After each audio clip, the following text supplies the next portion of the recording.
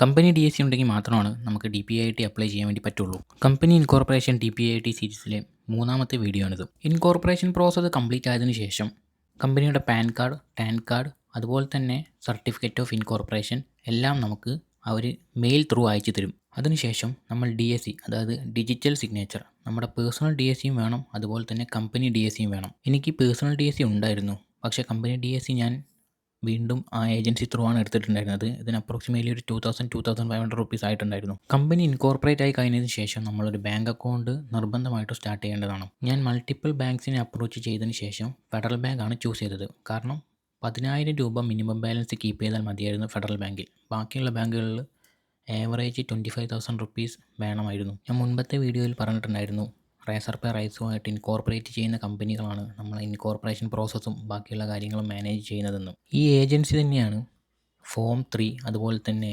ബാക്കിയുള്ള legal procedures, paper work കാര്യങ്ങളൊക്കെ എനിക്ക് ചെയ്തു തരുന്നത്. അത് ഒരു വർഷത്തേക്കുള്ള പാക്കേജ് ആയിട്ടാണ് ഞാൻ പർച്ചേസ് ചെയ്തിട്ടുള്ളത്.